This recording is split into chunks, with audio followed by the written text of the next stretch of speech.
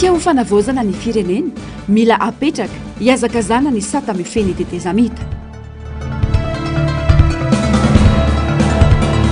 fifidianana loholona tsy atao rampitso miandry ny vokatry ny fikonan-doha am-pirenena hoy ny seni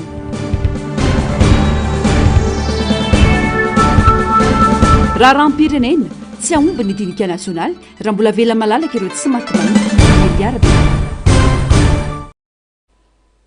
alarobia 10 desambra 2024 faltafaraka amin'ny andreto klasy tombovavy atao anatin'izao fotoana ny fampahalalam-baovao izao aterina ny araba ary manasanao ampanajana sy ampitiavana anaraka ny antsipirim-baovao hatramin'ny farany makasika ny raharam-pirenena avy hatrandry ny malagasy aloha ny malagasy no asandratra hoy ny monseigneur Jean de Dieu Wilson nandritra ny fanokafana ny dinika fanavaozana ny Madagasikara androany ny vahoaka no fototra iorena ny fikonan-doha am-pirenena ka ny feikevitra ivoaka no boky ny vahoaka avadika ho lalàna izany dia atao amin'ny mangarara sy ny fanaramaso entitra miorina amin'ny fianoana ireo hery-velona maro samihafa misy eto amin'ny firenena ny dinika ary ny antotan-kevitra rehetra voaray dia averina amin'ny vahoaka ka orin'izay dia iaraha manapaka ny fanapahan-kevitra amerenana anarenana ny firenena Narcisse Karazavy miaro-tanjona andraikitra sy adidy iarahan'ny malagasy rehetra manana ny fanavaozana ny Madagasikara hoy ny filohan'ny FFKM Monseigneur Jean de Dieu Wilson araka ny fanomezam-pahefana avy amin'ny fiadidina ny fanavaozana ny Repoblika izay nankatoavina ny 7 Novambra 2024 dia natolotry ny FFKM ny fitariana ny fikonan-doha nasionaly tsy any FFKM irery nefa i Madagasikara fa ny vahoaka malagasy raha ny fanazavana andrasana amoaka ny heviny ny vahoaka azahoana mandrafitra lalàna vaovao ho fanarenana sy fanavaozana ny firenena amin'ity dinika nasionaly ity atao lara-pahamehana ny fiainona ny vahoaka sy ny fanangonana ny hevitra avy fotony ka tsy ho ambara tonga hifampizarana hevitra fotsiny fa ho sehatra iray hananganana vahaolana iombonana omena lanja ny hevitry ny tsirairay ary ny vokatra rehetra dia avoaka pahibe maso sy averina amin'ny fifampidiniana miaraka amin'ny vahoaka ho tompona andraikitra amin'ny fanapahan-kevitra ny vahoaka ka hiara-dalana amin'ny FFKM amin'ny fananganana rafitra sy politika vaovao mitarika no iraka napetraka aminay ka anambarana etona fa tsy an'ny FFKM i Madagasikara fa amin'ny vahoaka malagasy zany indrindra no mampatsiahy etona ny teniny ombarabe maso hoe tsy adidiko izaho samirery fa adidiko izaho sy anao entina ilazany zany fa andrafitra lehibe ho amin'ny malagasy tsy anavahana nizaniza ity atrehana ity adidy arahamanana izy io ka tsy natao hifanoliana hifanavaka vana aokary isika iroso hifanampy mba ho fananganana sy fanavaozana ny firenentsika ny fifampitokisana sy ny firaisan-kinantsika miaraka no iantoka ny fombiaza ny fanavaozana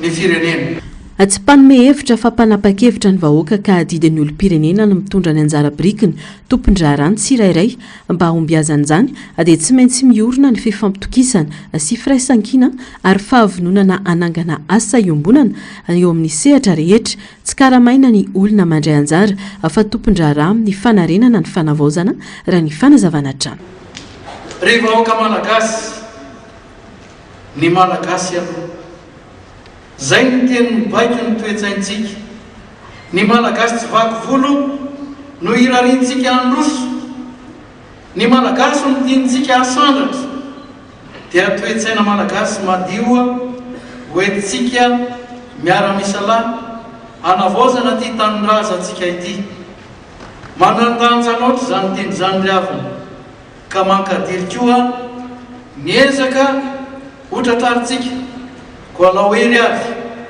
dia hifanometanana fanaikangamary tsy vakinam-bory ary ny metabetsy lany mama tompoko lasy tompoko vavy manokatra pejy vaovao amin'ny tantaratsika isika anio engany ity dinika nasionalitya ho sehatra isehoany ny fahamarinana ary amelomelona ny herim-po sy ny fanantenana fa mirapiratra no avo ny Madagasikara. miantso ny olo-pirenena rehetra araka izany monseigneur agent de dieu raha wilson mba handray anjara iombonany hiara-norona rafitra vaovao ho tombotsoany Madagasikara irariana ho sehatra miavaka tsy toy ireo fikaonandona atao rehetra hatrizay ity atao ity raha ny fanazavana trano. Tanjona ny ahafahana manangana firenena miorina amin'ny fifampiainona mangarahara ary fandraisana andraikitra ny rehetra tsy ankanavaka na antoko politika na firaisamon'ny pirenena ary indrindra ireo tanora izay mandray anjara mivantana amin'ny fanavotana ny firenena. Nanomboka androany ary aharitra 12 volana eo ny dinika nasionaly raha ny fantatra trano. Nosokafana tamin'ny fanompoam-pivavahana lehibe notariny FFKM fiombonany fiangonana kristianina eto Madagasikara ny dinika ho fanavaozana any Madagasikara tetsy Evato androany. Ny fibebahana, fialana amin'ny fitiavan-tena ary ny fitiavana ny fihavanana amin'ny maha-malagasy ireo no fototra takin'ny fikaonandro izay atao hoy ny afatra nandritra izany izay nalana tao amin'ny filazantsara ny Matio. Fanadihadiny amin'ny sariny Matio Prince. Aretina mikikiny maro ankehitriny ny fahotana. Arety mifindra izay stady mamenatra no mikiky ary manaratsy endrika. Mila mpitsabo, mila fitsabony isika hoy ny afatra Andriamanitra nandritra ny fanokafana ny dinika ho fanavaozana ny Madagasikara androany. Afatra izay nalaina tamin'ny filazantsara ny Matio 5 ny andinin'ny 5 hatramin'ny 7:10. Mila mitodika amin'Andriamanitra ny olona raha teo afaka amin'ny aretina izay manafanana antsika hoy ny fanazavana. Fa na dia tompon'antoka amina tonga ny fiainany tahaka izao hita maso zao azy ny mpanonto dia olona marary izy ho an'i Jesoa ny fohatana dia areton'ny fo areton'ny fanasony vatana izay manimba ny maha olona rehetra. Ny fahotana aretina mikikisan'andro, aretina mifindra, aretina fetsifetsy na aretina mahamenatra dia manaratsy endrika ny olombelona ka eo anatrehany zava-misy ireo dia tena mila dokotera tokoa izy. Mahizary isika riavana mamantatra ny aretina izay manafanina antsika ary mahaiza mitododo aminy izay any afaka mitsabo antsika ary ny fahavononantsika mipanga ny ratsy dia tsy midika fa tsy azontsika amrana foa ilay olona voapandro satria izy ary no tena mijaly tokony fanampy isika zany niraka mpanaovon'ny tompo amintsika.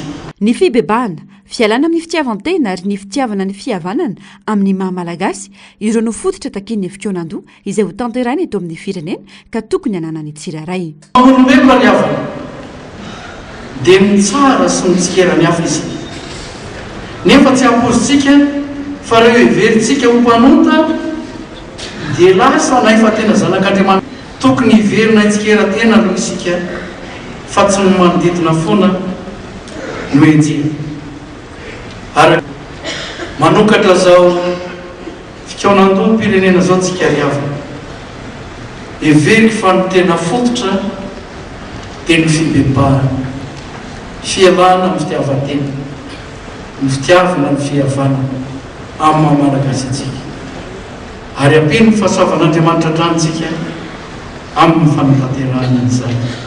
Niteraka ny fotoana androany ny monseigneur Ranarivelo Samuel John avy amin'ny Eklezia Episkopaly Malagasy nanao ny vaky-teny ny mpitandrina Andriamampianina Zaka avy amin'ny fiangonan'i Jesosy Kristy eto Madagasikara. Ny toriteny ny monseigneur Wilson Jean de Dieu avy amin'ny Ekar ary nanao ny ranom-bavaka ny pastora Rakotsavy Denis avy amin'ny fiangonana Loterana Malagasy. Taoriany fanompoam-pivavahana vao natao ny lanonana fanokafana ny dinika tamin'ny alalan'ny fandraisam-pitenena maro. Mijany eo amin'izay vaovao izay tsy nanatrika ny fanombohana ny fikaonandro am-pirenena ny filohan'ny fanavaozana ny Repoblika androany teny Ivato ka ny kolonely Gervais Andriamiarso mpanolo-tsaina avo no ny solotenasy nanao ny lateny. Nambara nandritra izany fa hamaritra ny rafi-pitondrana vaovao hifampifehezana eto amin'ny firenena ny fikaonandro nasionaly izay manana tanjona telo goavana. Mila mampiseho firaisan-kina ny rehetra amin'ny fiatrehana ireo atrikasa maro atongavana amin'ny tanjona. Apitarika fotsiny ny FFKM fa ny hery-velona rehetra no tena andray anjara amin'izany raha ny fanamafisana. mamadika pejy vaovao i Madagasikara ankehitriny ho any amin'ny tena fanovana sy fanarenana ny firenena.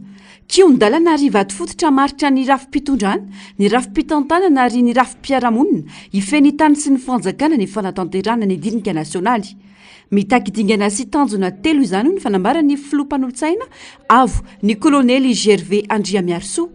Mitaky firaisan-tsaina sy firaisan-kinany rehetra no ampahomby izany hoy ny fanamafisany nandritra ny fanokafana tamin'ny fomba ofisialy ny fikoanan-doam-pirenena androany.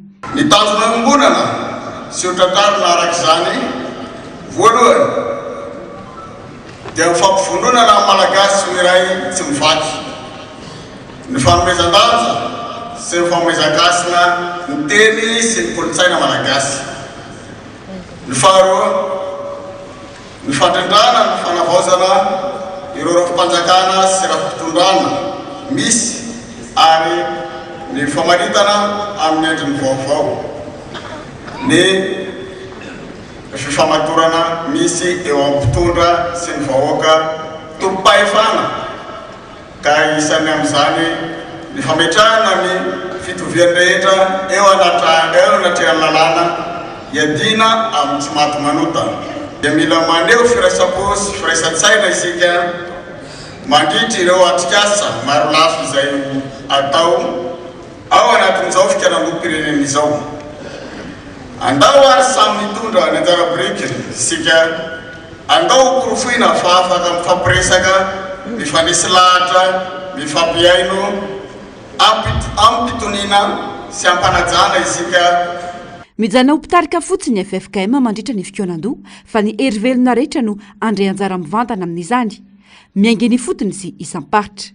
Tsy maintsy tanterahina tsy misy fepetra kosa izay hevitra tapaky ny rehetra mandritra izany.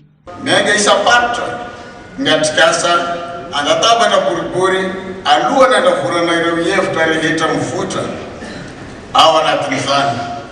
Masy madidy ihany koa io fikoanan-doam-pirenena io ka ireo fekevitra rehetra tapaka ao dia tanterana tsy misy fepetra avokoa. Miainga amin'ny fanovana toe-tsaina ny fanovana ny firenena. Mandeha ambaratonga ny fanovana ary mitaky faharetana, fandavatena ary fikelezanaina ny fahombiazana tiana petraka hoy ny fanamafisana. Manana didy sy andraikitra goavana ny tompony andraiky mpanjakana isan-tsokadiny ka nantefany afatra ny amin'ny tokony ananganana firenena vanina, tsara tantana ary mendrika ny vahoaka malagasy. Fa raha tena hanova marina ny firenentsika dia mila miainga avy amin'ny fanovana toe-tsaina. Marina fa miainga anatin'ny ady sarotra sy ny fahatrana antaona maro sika nefa tokony ho tarintsika hatrany fa mandeha amin'ny maratonga ny fanovana ary ny fahombiazana rehetra dia mitaky faharetana sy fikelezanaina ary fandavatena. Ankoatra ireo mpitondra fivavahana, mpanao politika, olon-tsotra sy tanora, fiarahamonim-pirenena, tazana tety an-toerana ihany koa ny olom-boafidy sy ny olom-betendry maro ary ireo avy amin'ny masoevoy sy mpiara-mombinantoka samihafa. Tsy nanatrika ny fotoana androany kosa ny filohan'ny fanavaozana ny Repoblika, Praiminisitra mitarika ny fanavaozana. Pambangona ihany koa ny toeran'ireo filohan'ny-pirenena teo aloha. Etsika iombona ny malagasy ny fikoanan-doham-pirenena fa tsy any vondron'olona na antoko politika fotsiny ihany. Na dia eo azy zany amehana sy sakana amin'ny fanatanterana ny dinika nasionaly dia betsaka sady ny hevitra sy sosikevitra voaray ka ilana ny firaisan-kina mba tsy hisy fanakorontanana ato anatin'izao fanavaozana ny firenena izao. Efa vonona ny fanjakana anohy ny fanavaozana miaraka amin'ny vahoaka ka ny dinika miainga avy any fotony no anohitra ny lalan-kizora ny Madagasikara. Narcisse Karazafy ny aritanjona no mitatitra ny Antsipirim-baovao. Mila miara-mentana sy mifanaja ny malagasy satria tsy sokajin'olona na vondron'olona manokana ny tompon'ny firenena ary na dia ao anatin'ny amehana aza ny karakarana ny fikoanan-doham-pirenena dia nanamafy ny minisy-mpanjakana amin'ny sahanany fanavaozana afa tsy maintsy natomboka izany tanjona hoy ny fanamafisany ny analan'ny malagasy ao anatin'izao fahantrana lalina sy kolokolo efa miletika antsoskototra izao. Mbola andalam-panarenana ny ratra ara-tsosialy sy politika nahazo ny vahoaka malagasy ka isan'ny sehatra hitsaboana izany ity dinika nasionaly ity efa betsaka ihany koa ny tolokevitra voaray avy amin'ireo antoko politika, sindika ary fikambanana maro samihafa. Tsy any FFKM rery zany mampitondra fanjakana ho atsika rehetra fa ao anatin'ny fitomina no ahafahantsika manorina zavatra tsara. Ny fikorontanana dia fahavalon'ny fanavaozana. Mahafantatra koa isika fa ny zavatra rehetra dia tsy maintsy misy fanomboana ary misy fiafarany ihany koa. Ao anatin'ny programme de mise en œuvre ny programme ny politique générale de l'État dia efa misy sordalana izay napetraky ny fitondram-panjakana izay ho arahana, misy chronogramme izay tsy maintsy arahana araky ny teneniko teo iaho hoe raha-panjakana izy ity fa tsy raharahany fiangonana. Ny fiangonana dia tanana entina manampy toy ireo fikambanana maro samihafa izay antsoina anome tanana ihany koa. Ka eto ny ministère-panjakana no iantoka ny fandraisana anjarany rehetra, ny lalan-tsaina entina manao an'izany fikaonan-doha-pirenena zany, concertation inclusive, fikaonan-doha inandraisan'ny rehetra anjara, ary ny fanapa-kevitra izay entina avao dia ho arafitra ho document anankiray, ho tolo-kevitra anankiray entina ho avadika ho lalam-pandrenana azy, ho lalam-pifidiana azy sy lalàna maro samihafa araky ny tapaky ny be sy maro. Na izany azy zany efa mbola manjaka sy misy hatrany ny kajikajy sy ny fanakorontanana izay fomba fanao teo aloha ary mamingana ny fandrosoana ny fanavaozana ny Madagasikara ho hiatrany ny fanamafisany. Tsy ahomby anefa izany raha mirahina sy mifanaja ny samy malagasy. Misy ny be kajikajy, misy ny miasa mafy manakorotana amin'ny endrika maro samihafa. Kanefa tsaroantsika zany fa tsy ahomby rehefa sika rehetra no miara-mientana sy mirahina. Misy manomitra ny fanavaozana ekena ny fanio-kevitra kanefa aza manimba fananany ombonana, aza manimba ny sotoavina malagasy. Misy mitsiriritra mafy ity firenentsika ity Madagasikara ity.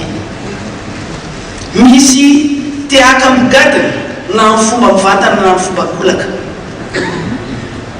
Isika kosa tia ny osa ary ampiadiny mba halemy ka ahafahany manjaka tokana na anitsakitsaka an'izany asy ny malagasy zany. Aoka isika rehetra hiaraka andanjalanja ny zava-misy, aoka isika samy sabatena fa ny firenentsika ity dia tokana mantany ary isika rehetra dia valabe hiaro ny faniritsika izay tiatsika mapetraka eto amin'ity firenena ity. Namafisy ny minisy-panjakana amisahana ny fanavaozana afavonina ny fanjakana na tanteraka ny fanavaozana ho tombotsoan'ny firenena sy ny malagasy rahitra ary efa misy ny torolalana avy amin'ny fiadidina ny fanavaozana ny repoblika mikasika izany asa mavesatra no natolotra ny FFKM amin'ny fitariana ny dinika ny fotony commune hatrany amin'ny faritra ary mety isy faritra hiverina indroa noho ny abeany no mariany fa tsy ho toy ny mahazatra intsony ny fikaonan-doha izay fanapahan-kevitra midina avy any ambony fa ho fanangonana sy famolavolana hevitra hitin'ny vahoaka no ibaiko ny hoavin'ny Madagasikara. Fa mampiayainy maro ny tsy fahatongavany filohan'ny fanavaozana sy ny praiministra Androany tamin'ny fanokafana ny fikaonan-doha am-pirenena ho ny faneho-kevitra samihafa zava-dehibe ny sy ny dinika nasionaly saingy tokony hipetraka mazava mialoha izany ary tokony hazakazana ny fametrahana ny sata politika makany amin'ny fandrafetana ny tondrozotra hitantanana ny tetezamita avita izay vao tokony ataon'ny fikaonan-doha natonga solitena ihany koa Androany ny mpitony avy amin'ny GNZ X ary Y teny Ivato ka nijanona ho mpanara-maso fotsiny izy ireo tsy avery-momoka ny tolona izay natao fanampanazavana. Mampiayay ny endrika sy ny fomba nanokafana ny fikaonan-doha am-pirenena Androany teny Ivato ho ny randrana sindikaly izay fanampiakapeo ny amin'ny filazana fa tsy tokony ny FFKM no mitarika ny fikaonan-doha na ny endrika fandraisana atao amin'ny trano izay tsy maneho ny marika maha-firenena na ny tsy fahatongavany filohan'ny fanavaozana sy ny praiministra dia mpiandohany tona moraina be ihany koa ny resaka hirosona amin'ny fikaonan-doha kanefa maika ho an'ny firenena ny fanatanterana izany. Raha fikaonan-doha-pirenena no resahantsika jerentsika ny endrika ny fandraisana tato amin'ny trano zao a tsy sainam-pirenena fa fotsy no teria amin'ny dongona zany hoe tsy maritry mahoe firenena azy zany no naseho tao fa ohatra mampiayay eo amin'le resaka raha foty zany ny olona raha vao mahita faritra loko fotsy raha ohatrany hoe so aresena raha ve zany ny zava-misy zay ny anankiray. Faharoa, tsy teto akory ny filohan'ny fanavaozana, tsy teto akory ny prime ministre. Zany zavatra many hoe nambara hoe zava-dehibe ho an'ny firenena izy tia, izy rola zay lohany ho an'ny fanatanterahana zany fitaritana amin'ny firenena tsy eo mampiayay izy ty ampanomboana de raha ny eniny kabary teto indray tsika ho an'ny androany zany tsy tena nisy mihitsy ny hoe kabary entina hoe tena hoe mamparisika makany amin'ny fandehanana malaky fa ohatrany hoe atao lay fotoanan-doha de atao mora ohatrany hoe teo moramora eny ve le izy fa tsy hiazakazahana nefa maika ho amin'izany ny rehetrarehetra ho an'ny fanovana. Io zany somary mampiayay ary itodiana amintsika rehetra zay ny tolona noho ny fandaminana nataony fahefana mpanatanteraka mba hampisongadinana ny ministera-panjakana misana ny fanavaozana no antony tsy nahatongavany filohan'ny fanavaozana sy ny praiministra androany tamin'ny fanokafana ny dinika nasionaly hoy ny ministry ny serasera no tsy piany ihany koa fa raharaham-panjakana ao anatin'ny fitondrana fanavaozana ny repoblika ny fikonan-doham-pirenena fa tsy raharahany FFKM. Inona ny tanjona dia ny fanasogadinana an'ilay ministera-panjakana eo anivo ny fiadidinana ny fanavaozana ny repoblika zay tarihan'ny ramatoa ministra panjakana Anitra Razafimanatsoa satria izy no nakiny ny fitondrana mpanatanteraka iandraikitra an'izay fanavaozana izay. Faharoa ihany koa ampitaina message amintsika voaka malagasy fa ny concertation de raharahan'ny fanjakana ny fitondrana ny fanavaozana ny repoblika fa tsy raharahan'ny FFKM. Firenena no resaka, fanavaozana no tanjona. Zava-dehibe ny tsy maintsy erisoana amin'ny fikonan-doham-pirenena kanefa misintona anisan'ny mpitondra ny maro ny amin'ny tokony hanaovana maika ny fametrahana ny sata andrafetana ny tondrozotra hitantanana ny tetezamita mialoha ny anatanterana izany. Ny fikonan-dotia dia arak'ilay voalazako teo dia dinika ho fanavaozana ny repoblika. Io tsy maninona mitohy foana io fa kosa le dinika politika dia tsy maintsy atao afahana mametraka n'le tondrozotra afahana mitatana ny tetezamita. Zay ny zavatra tsy maintsy maika tokony atao koa zay zavatra zay fa zany zavatra ao anatin'ny 5 andro de efa azo atao tsara mametraka an'izay convention politique na accord politique zay ilaina amin'ny fanohizana ny tondrozotra fanohizana ny tetezamita. Ny apetraka mazava alony isy lalàna fototra base mihitsy mifehana iny ohatra ny tamin'ny fahagarota reny hoe lalàna fototra base hoe ity zany ny rafitra sy fepetra hitondrana n'ilay tetezamita ho an'ny fanavaozana. Fa rehefa tsy an'izay ny 4e république zany tompoka efa tapitra sy rava tamin'ny segondra nanaovan'ny filoha colonel Randrenirina Finianianana tapitra teo ny 4e république ka tsika zany manao inona tsy misy rafitra mazava hitondrana n'le transition ny fanavaozana nge eto rehefa vita zay alefaso amin'izay concertation zay atao concertation any na inona azo atao daholo. Nandeha ny resabeny amin'ny tsy fahatongavan'ny vovonana ivondronana ireo tanora GNYXZ tamin'ny ty fikonan-doha ity androany. Nanamafy ny mahazava-dehibe ny fanatrian'izany ireo solitena nipitarika ny vondrona ka namaly ny fanasana toy ny tolona izay atao ny fanatrian'izany ho ny fanamafisana. Mijana ho mpanaramaso izy ireo iarovana ny vahoaka. Tsy vita eny an-dalambeny fotsiny ny tolona fa tanterana amin'ny teny sy ny asa ary fahasahiana mijoro ho izy ireo. Miantso ny firaisan-kinan'ny tanora rehetra izy ireo ho fanohizana ny tolona. Ny fahatongavanay eto androany dia ny anaramaso, ny hiaron'ny vahoaka ary ny soroana amin'ny fanapa-kevitra ho raisina tsy misy solitena ny tolona ao anatiny. Ny antony andraisanay anjara amin'ny dinika dia satria ny tolona tsy vita eny an-dalambe irery, misy ady atao amin'ny teny misy amin'ny hevitra amin'ny fandrafetana ny fanovana ka raha mandafy fampiresahana isika dia mandany feon'ny vahoaka. Raha tsy tonga eto isika dia hisy aka ny toerantsika hisy amadika ny hafatra tokony ho entintsika ny tolona. Ka amin'ny anaran'ny plateforme nationale Génération YZ malagasy no ilazako an'io fa mijoro amin'ny fanarenana izahay ny repoblika, mijoro ho amin'ny fanavaozana ny rafim-piarahamonitsika tsy vadika velively izahay amin'ny tolona fa mbola mitoy. Natonga solotena ihany koa ny avy amin'ny diaspora ny Thailande manana ny andrasana ao anatin'ny fitoanandoha izy ireo ka nanamafy ny fandraisana anjara amin'izany. Atleta aho ary tsy mandray anjara amina fiainana politika fa misolotena ny diaspora ny Thailande. Misolotena ny diaspora zay mitondra ny etaetan'ny vahoaka izay angatana zareo araka naveriko teo hoe ny etaetan'ny diaspora mondiale dia ny fahazahoan'ny passeport malagasy folo taona ny duréany.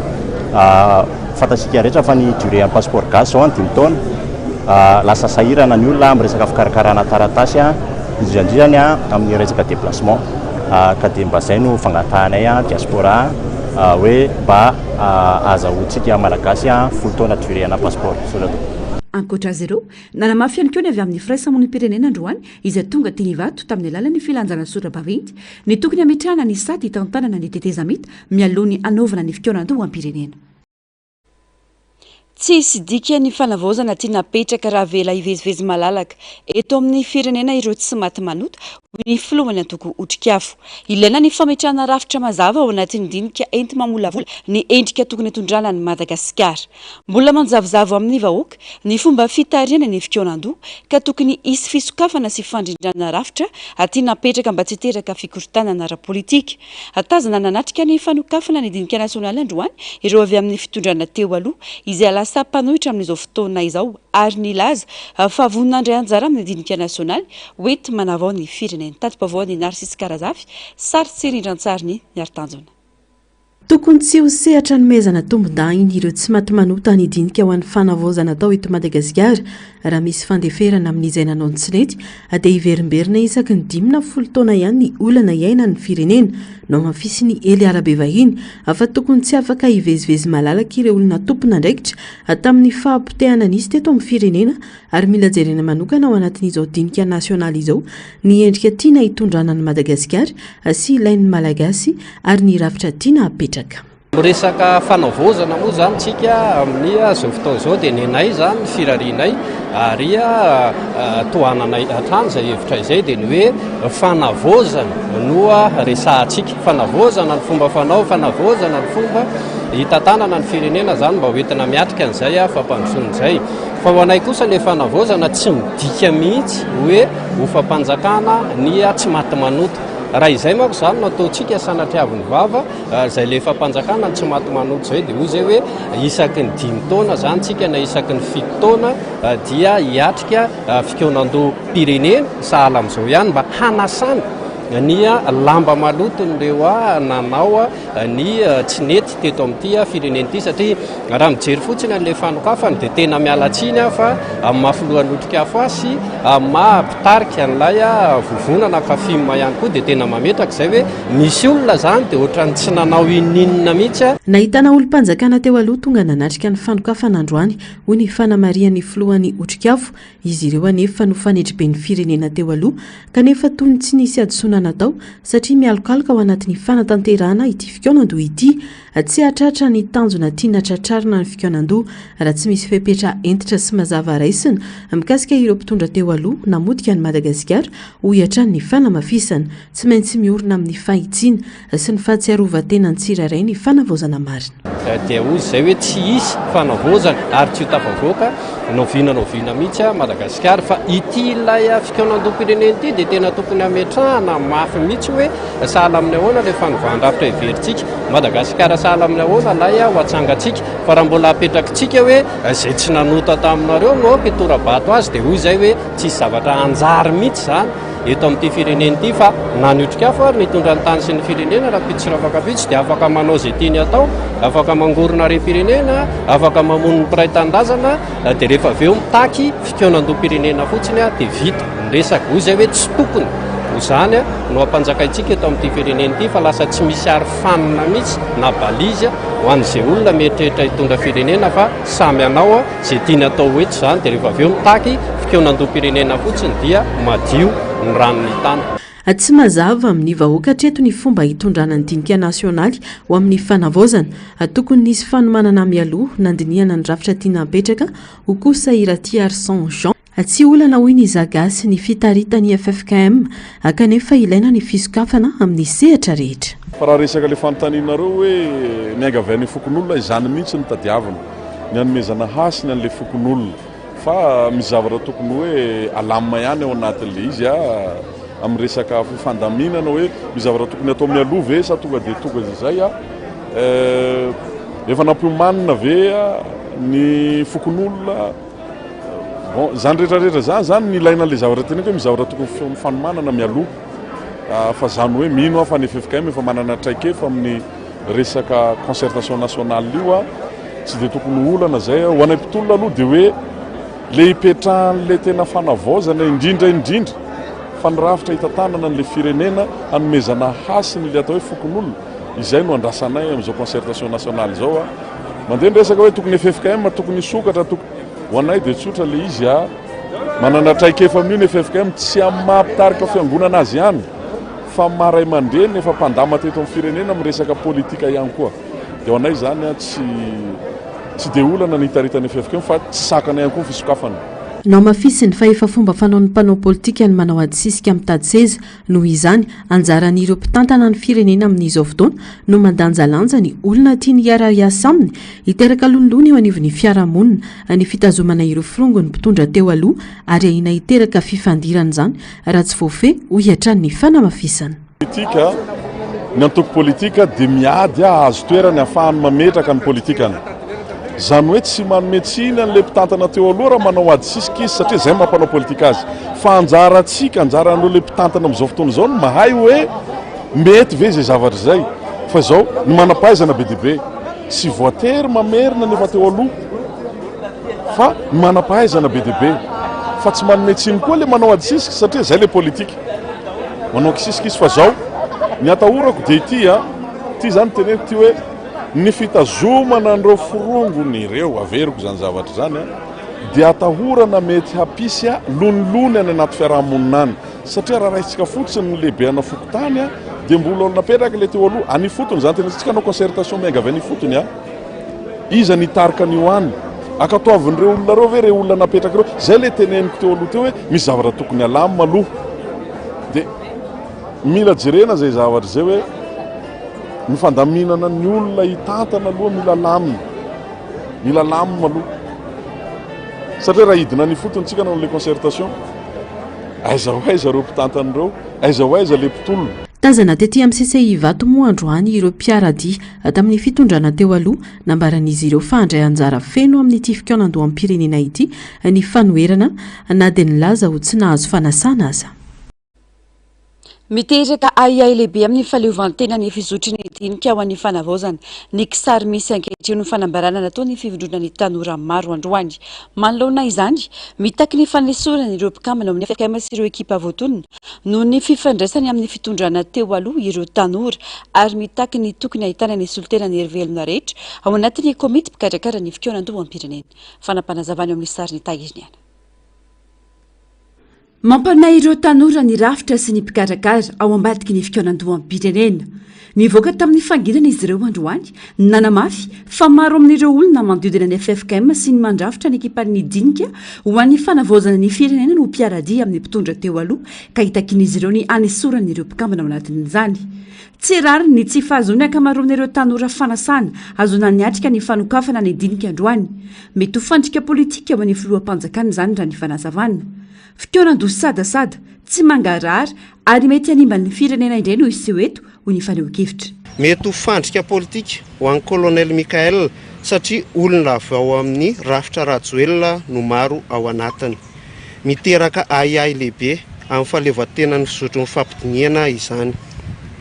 Izany rehetra izany no mahatonga anay ilaza fa concertation sadasada tsy misokatra tsy mangarahara ary mety animba bebe koa ny firenena. Noho izany dia takinay ny fanesorana ireo mpikambana ao amin'ny FFKM sy ireo ekipa voatonona noho ny fifandraisany amin'ny fitondrana teo aloha. Ny komity mpikarakara ny fikaonandoha-pirenena dia tokony ahitana ny solitenan'ny hery-velona rehetra. Fa io fomba fikarakarany ny FFKM ny concertation nationale io dia tsy hitondra ny firenena anatin'ny vahaolana izay ny takitsika teny akianja tsy mifanaraka amin'ny fitakiana tena kianja ny fomba fitaritana nylay concertation nationale dikan'izay dia ny fomba nataony FFKM tamin'ny 2002 2009 no zavatra iseho hoe tsy zany hoe fizarana seza. Takian'ireo tanora araka izany anaovana fikonan-do misokatra ho an'ireo tanora, indrindra ny famolavolana ny rafitra hifeny tetezamita ary ny fandravan'ireo rafitra mijoro. Lohan'izany dia takianay ny sata mazava sy ara-manaiky mifeny tetezamita, fandravana ny fanavaozana ny HCC sy ny antenimieran-dolona, antenimieram-pirenena. Fikonan-do-pirenena tena misokatra ho an'ny rehetra. Fanesorana tsy misy atakandro ireo mpiray tsy kombakomba tamin'ny fitondrana teo aloha manomboka avy eny amin'ny fokontany ka hatrany ambony. Matsiaro tena voilika ireo tanora, tsy voahaja na voary ny fandraisana anjaran'izy ireo ao anatin'ny fandaminana ny dinika ho ny fanamafisana. Mila antoka mazava araka izany ireo tanora amin'ny famolavolana, fanaraha-maso ary fanatanterana ny fanavaozana. Manarak'izay ihany koa zahay fa mbola tsy voahaja ary tsy voaro ny fandraisana anjaran'ny tanora anatin'ny fandaminana ny fikonan-doha. Mila antoka mazava izay tanora amin'ny famolavolana, fanaraha-maso ary ny fanatanterana ny fanavaozana. Miantso ny rehetra izahay mba hijoro amin'ny tolona sy ny tanjona iombonana, hanavotana sy hanarenana ny Madagasikara, hanamafisana ny rafitra ara-dalàna sy ny demokrasia, hiaro ny tombontsoa ny vahoaka malagasy, anome sehatra mazava ho anay tanora, mijoro amin'ny fomba milamina, ara-dalàna ary feno fanoloran-tena izahay ho an'ny firenena sy ny taranaka, ho an'ny tanjanaka. Tsy manohitra ny filoman'ny fanavaozana ireo tanora fa manohitra kosa ireo volomboasary izay fahita fa amingana azy, miala irajioerina sy ny firongony hoy izy ireo. Andeha manohatra ny Colonel Mikael? Non, tsy manohatra anazy fa manohatra an'le zavatra mifanakaikaka amin'le le olona le orange rehetrarehetra zay mandeha ifahita andeha amingana anazy. Filoham-panjakana io dia le orange rehetrarehetra akaikiny io tsy ilainay. Aoka manko le izy tsy avilitsika le resaka. Be dia be ny olona maty tamin'ny tolo io. Za zao depuis 2016 niady foana ny te foana ny gadrainako 2022 ka tsy olona efa nanagadrana azy, olona efa namotika firenena nandratsaka ran'olona maro indray mbola reo ihany no hitanareo jero tsara. Toa dia mahitsy be ny teniko. Elisan'ny TMH reo, elisan'ny Irmara, TGV rehetrarehetra reo. Dia zao isa takin'izy ireo ihany koa ny ampiarana ny lalàna tsy hanavanana anizana aniza. Tokony ho tsaraina avokoa ireo tompona andraikitra rehetra tafiditra tamin'ny kolikoly fanjobana ary raha mavesatra nandritra ny 40 taona.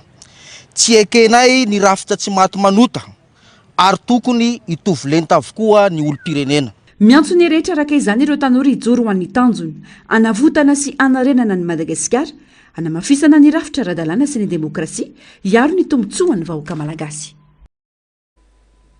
Lafimbavao hafa kosa indray dia efa taratasy manontany ny fitsarana momba ny lalam-panorenana ny amin'ny fiadidinana ny fanavaozana ny Repoblika mikasika ny antenimieran-dolona izalany fimpito-piasana ho ny filohan'ny Seny Rakotonarivo Thierry.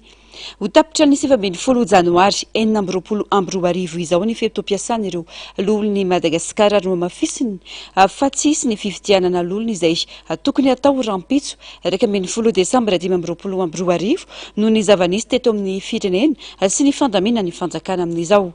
Tsy sakanary manana fahefana feno andray ny fanapahan-kevitra amin'ny fandanina lalàna kosa ny antenimieram-pirenena na tsy mbola mijoro aza ny antenimieran-dolona vaovao ho hiatran'ny fanamafisana. Tsy misy ny fifidianana lolona izay nokasaina tao rampitso 20 desambra 2024 ho ny filohan'ny Seny androany. Miandry ny vokatry ny fikonan-doha am-pirenena ny momba ity fifidianana ity ho ny fanamafisany. Raha tsy aivina, tapitra fimpito-piasana ny 20 janoary 2024 ny antenimieran-dolona.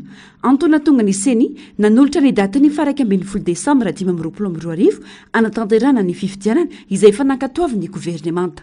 Nanolotra soskevitra ny voamera-pirenena mahaleo-tena misahana ny fifidianana ka nanolotra ny datiny 20 ny volana desambra 2024 sy 2025 hanatanterahana ny fifidianana ary efa nankatoavin'ny gouvernemanta izany tamin'ny alalan'ny didim-panjakana laharana fa 2024 sy 2025 tsipika 27 tamin'ny 7 ny volana septambra 2024 sy 2025 5 noho ny zavanisy teto amin'ny firenena sy ny fandamina izay mifanaraka amin'ny programan'asa ny fitoram-panjakana mikasika ny fanavaozana ny République Madagasikara ary noho ny fiandrasa izay ho fanapahan-kevitry ny vahoaka malagasy ao anatin'ny dinika nasionaly izay natomboka androany ary ny amin'ny fikarohan-kevitra ho fanatsarana sy ho fanavaozana ny fitantanana sy ny fikarakarana ny fifidianana eto Madagasikara dia manambara ny eto anivon'ny vahomeram-pirenena mahaleo tena misahana ny fifidianana fa tsy hisy ny fifidianana loholona izay nokasaina atao ny rampitso fa 1 ny volana Desambra 2024 fa dia miandry ny vokatry ny fikonan-doham-pirenena izay nambarako teo fa nisokafana androany. Tsy vao izao no nisiny tranga tahaka izao iny fanamafisana fa efa nisy toy izao ihany koa tamin'ny taona 2012 tamin'ny fahabanga-toerany antenimieram-pirenena. Natao tamin'izany fotoana izany fandefasana taratasy manontany ny fitsarana avy momba ny lalam-panorenana ataony eo anivon'ny fiadidina ny fanavaozana ny Repoblika makasika ny antenimiran-dolona izalany fepito-piasana io ho ny filohany seni. Ny birao maharitra kosa no manohy ny asany. Ny birao maharitra ny androm-panjakana no manohy ny asa mampandeha ny raharaha andavanandro nolay androm-panjakana. Zay ny nisy tamin'ny fahabanga-toerana ny antenimiram-pirenena noho ny tsy mbola nahavitana ny fifidianana ihany koa toy izao misy amin'ny antenimiran-dolona zao tamin'ny taona 2024 satria misy mpiara-miasa maro dia maro manjato ao anatin'ny androm-panjakana antenimiran-dolona, misy fananam-bahoaka sy fananam-panjakana maro no zany tsy ho azo avely amin'izao fotsiny fa tsy maintsy misy ny rafitra zay ampandeha zay fampandehanan-draharaha andavanandro zay ka raha navoaka ny fitsarana avy momba lalam-panorenana tamin'ny taona 2024 dia ny birao maharitra no manohy an'izay asa zay mandra-pisino ny fanapahan-kevitra vaovao indray. Tsy sakana ary manana fahefana feno andrany fanapahan-kevitra amin'ny fandaniana lalàna kosa ny antenimiram-pirenena na tsy mbola mijoro aza ny antenimiran-dolona vaovao ho iatran'ny fanamafisana. Dia satria antenimera manana loha anankiroa no misy eto Madagasikara, izany hoe eo ny antenimiram-pirenena ary eo ny antenimiran-dolona, ireo no manana n'ilay fahefana fanaovan-dalàna ka raha ny voalazana lalam-panorenana rehefa tsy misy na tsy afaka miasa ny antenimiran-dolona dia manana ny fahefana feno eo amin'ny fanapahana ny lalàna sy ny fandaniana zay rehetra ho faritra ho anjara asan'ny lalàna ny antenimiram-pirenena. Izany hoe tsy saka amin'ny fanaovan-dalàna na tolo-dalàna io na volavolan-dalàna ny tsy fisiny ny antenimiran-dolona. Anisan'ny lalam-pamiana amin'izao ny fanavaozana ny lalam-pifidianana sy ny rafitra mikarakara ny fifidianana ho iatran'ny teo anivony seny. Iverenantsika tao anatin'ity fanadihadinana manaraka ity ny mahakasika ny dinika nasionaly izay nisokatra tamin'ny fomba ofisialy androany. Tonga maro ireo hery-velona nanatrika ny fanokafana ny dinika nasionaly teny Ivato androany saika mangataka nisy ny dinika mialoha ny fikonan-doha avokoa ny ankamaroany ireo mpisehatra hametrahana rafitra entina manarina ny firenena. Narcisse Karazavy, ny Artanjona.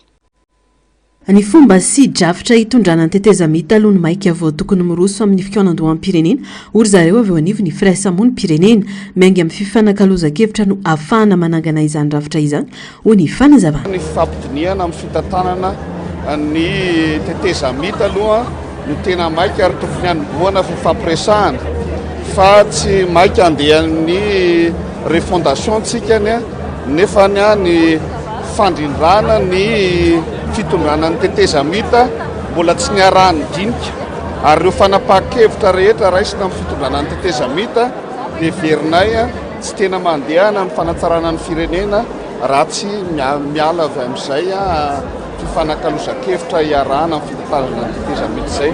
Zava-dehibe ny fanombohan'ny dinika tao anatin'ny fanompom-pivavahana, zava-dehibe ihany koa ny famoriana sy fahitana ireo mpisehatra ara-politika androany ary tokony ho tazomina hatramin'ny farany ny fianonan'ny feon'ny vahoaka eny fotony.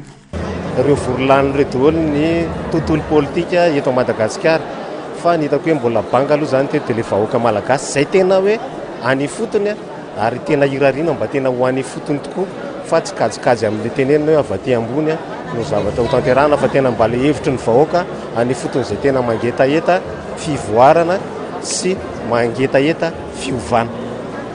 tsy mbola nisy tao anatin'ny fikionando rehetra izay natao teto amin'ny firenena ny dinika nasionaly mapiaty afa tanteraka ny fipetraky ny fikionando amin'ny pirenena tamin'ny tindray mitoraka ity hoy ny fanazavany Pahay Lalàna.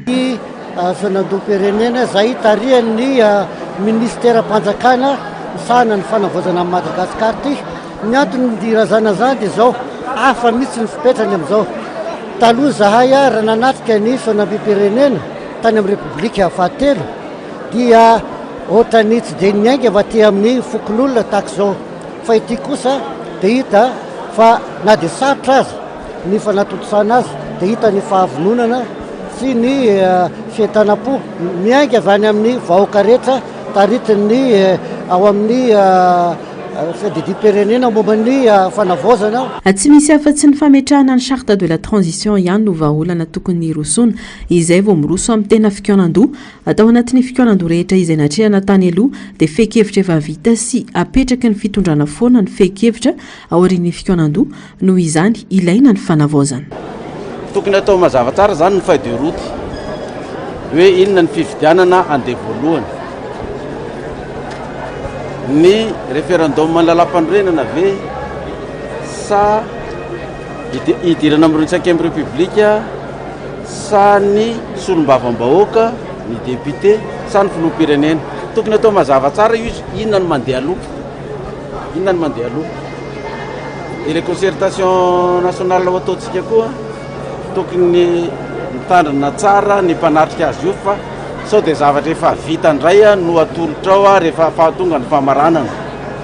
Tokony samy hijery daholo hoe io natolotra ny vakina io ve le zavatra ny dinihany rehetrarehetra nanapana hevitra zay foana nisy teto hatramin'izay.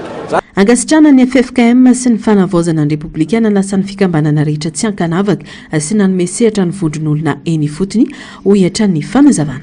Ny fizotan'le lanonana zany dia mampisy fanantenana zany engane mba ho tafita any fotony ary ny tena fotom-pisainana malagasy soataovana malagasy tokony engany le resaka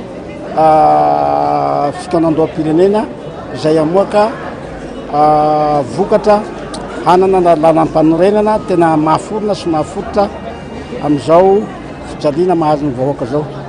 Atanjona ny ananana firenena tsy miaina anaty krizy lalina ilay ny firenena araka izany ny famerenana ny rafitra toy ny CFM na ny conseil du fampihavanana malagasy fotoan'izao ananganana ny rafitra tsara kokoa ho hiatran ny fanazavana nomeny Mac Alphonse. Vao manomboka atsika androany moa lancement fa hoy teo na ny tenako zao miaraka amin'ny groupe des sages misy azy ny ONG misy anay dia efa nanoratra na misy document nalefa anay ihany hoe mba soso-kevitra. Zay aloha nitondra soso-kevitra fanatsarana ny fitantanana ny fikionando-pirenena tsy mba tsy ho tahaka ny teo aloha. Teo alohany ohatra zay ny zavatra tsara tsipina zay. Zay zao dia anisan'ny nanomana ny tamin'ny 2010 fa izao zara raha misy ny 700 isanjato ny zavatra tapaka no ampiharina. Fa nanao Andriamatoa filohan'ny fanavozana teo moa nilaza fa hoe ny zavatra tapaka ny fikionando-pirenena dia hampiharina zato isanjato. Mariky ny fisokafan'ny sehatra rehetra ny fanatanterahana ity fikionando-pirenena ity ary ilaina ny fandraisana anjara mahavitrika avy amin'ny rehetra ho kosa ny solombavam-bahoaka navaradrano. Firenena mila ankinina amin'Andriamanitra. Faharoa mahavelombolo le lancement androany. Inona ny antony mahavelombolo azy satria misokatra ny varavarana ho fandraisana anjara ny rehetra.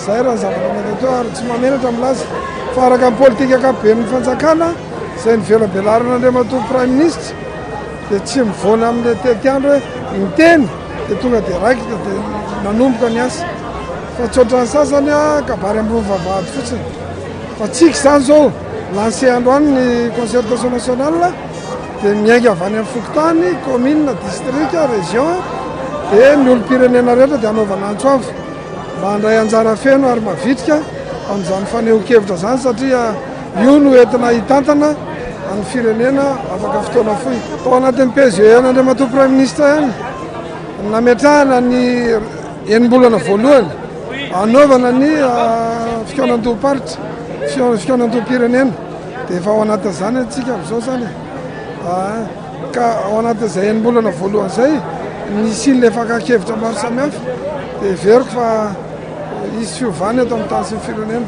ary izay ny tanjona ny hoe isy fanavaozana rafitra rehetra eto amin'ny firenena. Zava-dehibe any amin'ny fanatanterahana ity dinika nasionaly ho amin'ny fanavaozana ity satria omena lanja ny fitsinjaram-pahefana marina izany no natao mba tsy hiverenan'ny krizy politika miverimberina eto amin'ny firenena. Etika rehefa misy zavatra atao eto amin'ny firenena dia mazava ho azy fa avy any ambony no midina any ambany. Fa ny zava-dehibe tamin'ny ity concertation nationale izay hataotsika vaoaka malagasy rehetra ity dia natao avy any ambany le izy. Ary eto moa milaza tena zava-dehibe koa no anambarako tsy diso tena relationnaiko raha nanomboka politika nanao miavato mihay ny vaoaka malagasy. Ary ny base napetraky ny ray aman-dreny ara-panahy amin'ity concertation nationale ity dia ny fienoana ny vaoaka malagasy, na tanora io, na olo-dehibe io, na vehivavy io, na mpiasam-panjakana io, na mpamboly io, ny rehetra mihitsy no angonina daholo ny hevitra avy any. Ary zavatra hita koa mba tsy hiverenana crise politika eto a Madagasikara dia saika tazana tety hivato avokoa ireo antoko politika ny firaisamonim-pirenena ary ny akamaroan'ireo olona nandray anjara tamin'ny tolona teny Kianja. Maresaka avy any ivelany mpanao gazety iraika ambin'ny folo amby zato no namony ainy tamin'ity taona 2024 ity. Araka ny tatitra farany navoaka ny federation ny raisam-pirenena ireo mpanao gazety na ny FIJ. Ny akamaroan'ireo namony ainy dia tany Moyen-Orient indrindra ny tao Gaza. Fanampanazavana. Araka ny tatitra navoaka ny federation ny raisam-pirenena ireo mpanao gazety na ny FIJ dia mpanao gazety iraika ambin'ny folo amby zato no maty teo amin'ny asa fanaovana gazety.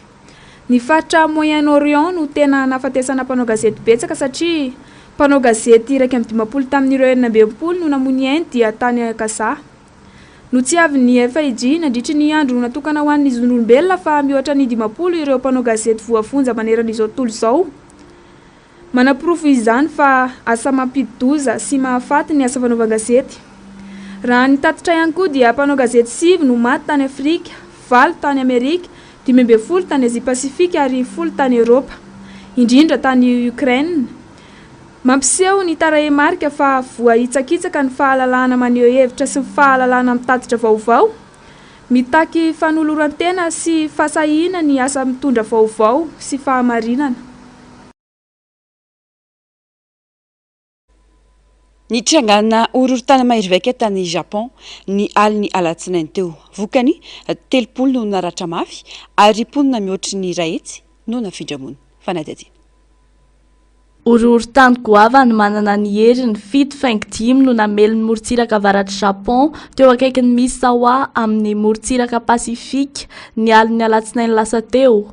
Araka ny tatitra ofisialy 30 no olona naratra ary nihetsika mafy ny tany tamin'ireo faritra maro any avaratry Japon. Noho ny ovitrovitra matanjaka mihoatra ny rahetsy ireo olona voateny nafindra toerana ary anarivo ny hafa ny tsy manana herinaratra. Nanambara ny sapandrara misahana ny toetry ny andro any Japon fa nisy onjana mpidi-doza nahatratra 70 cm niditra teo amoron-dranomasina saingy foana ny maraina ihany ny filazana fampitandremana tsunami. Nampitandrina ny manam-pahefana fa mila mijanona any amin'ny toerana azo antoka ny mponina mandra-pahazoana toromarika vaovao. Nilaza ihany koa ireo tompon'andraikitra fa mety hisy horohorontany hiverimberina ato anatin'ny andro vitsivitsy. Trondro mitovy endrika amin'ny zava-maniry, tovavy manana maso samihafa loko, azavana mena eny amin'ny lanitra, ireo no hafakely entina aminao tao anatin'ity fanadadiana manaraka ity. Trondro avy any Aostralia Atsimo manana endrika miavaka, mitovy amin'ny zava-maniry, misy ravina manarona ny vatany ny Leafy dragon. Ireo ravina ireo dia fefenany, manampy azy tsy ho hita any anaty ahi-dranomasina. Mihetsika miadina ny Leafy dragon ary ny lano mitondra tody.